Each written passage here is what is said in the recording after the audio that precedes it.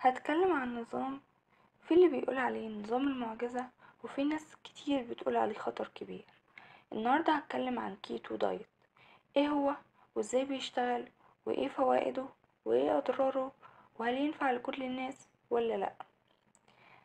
الكيتو الكيتو نظام غذائي بيعتمد على ان الجسم بياخد معظم سعراته من الدهون، بتكون نسبة الدهون من حوالي 70 ل75%، ونسبة البروتين من 20 ل25%، ونسبة الكارب بتكون 5% أو أقل من 5%. الفكرة إنك بتقلل كارب، فيبدأ جسمك يدخل في حاجة اسمها الكيتوز، بيبدأ يحرق الدهون كمصدر للطاقة بدل السكر. ازاي بيشتغل الكيتو؟ لما بتقلل كارب، مخزون الجلايكوجين في الكبد بينقص، والجسم بيبدأ يكسر الدهون ويفرز الكيتونات، ودي بتبقى وقود للمجهود اليومي. فبالتالي بيبدأ الجسم يحرق الدهون أسرع ويفقد الوزن، لأن هو اعتمد على الدهون كمصدر للطاقة بدل السكريات. أنواع الكيتو: أول نوع الكيتو الكلاسيكي، وده أشهر والأكثر استخداما. نسبة الدهون بتكون من 70 ل75%، والبروتين 20%، والكارب من 5 ل10%. مناسب للي عايز ينزل وزن بسرعة أو يثبت سكر الدم.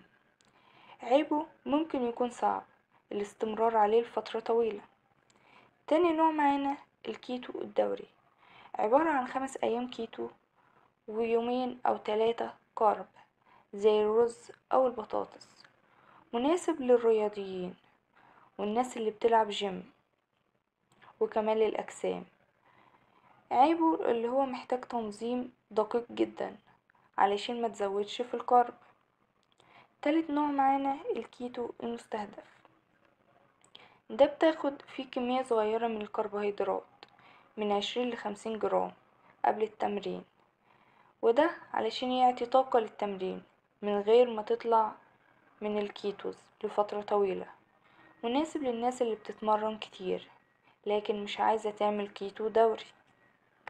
رابع نوع معانا الكيتو عالي البروتين، بتكون نسبة الدهون فيه 60%، والبروتين 35%، والكارب 5%.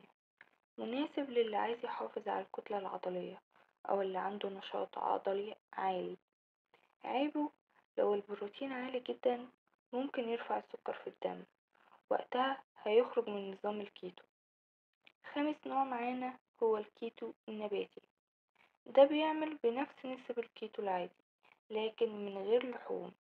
بيعتمد على البيض، منتجات الألبان والمكسرات والأفوكادو والزيوت النباتية. مناسب للي ما بياكلش اللحوم لكن عايز يخس بنظام الكيتو. عيبه صعب التوازن بين العناصر الغذائية. ايه المسموح وايه الممنوع في نظام الكيتو؟ المسموح تاكليه اللحوم زي الفراخ، اللحمة، السمك، والدهون الصحية زي زيت الزيتون، جوز الهند، الزبدة والمكسرات، والخضار الورقي زي الجرجير، السبانخ، الكوسة، والجبنة.